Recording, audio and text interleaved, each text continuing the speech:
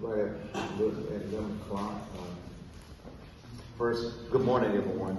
Good morning. It's an honor. Let's give honor to God and a blessing to be here this morning. The sun always shining, sun for the dollar, so that's our motto.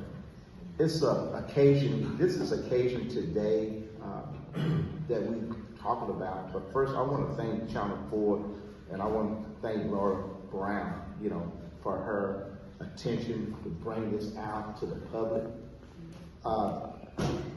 This is a story that might happen once in a million. Once in a million.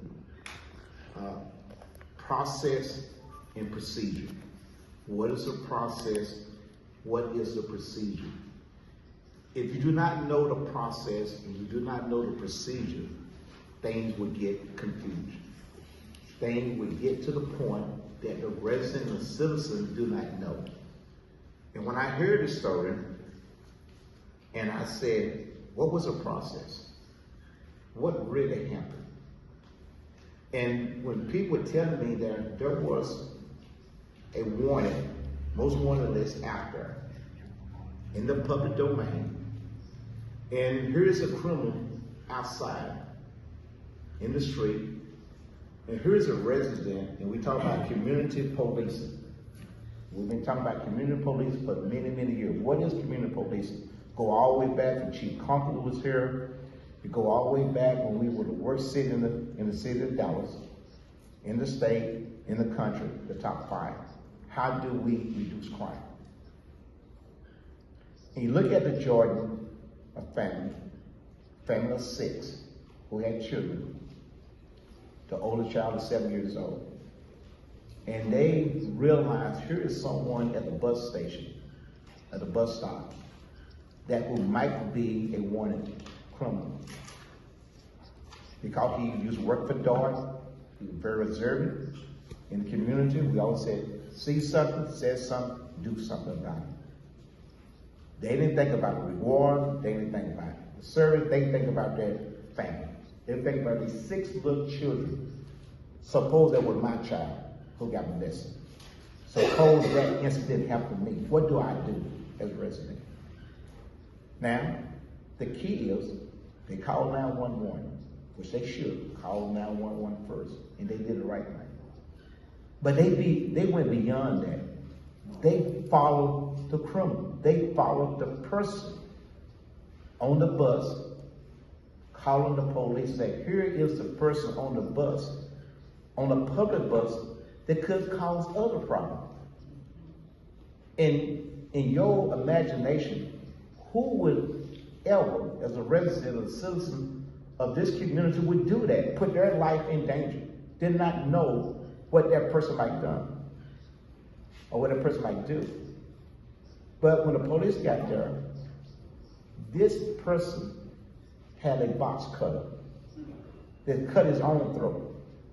Just imagine if he did cut the DART driver throat, or someone who's on the bus, or another child who on the bus.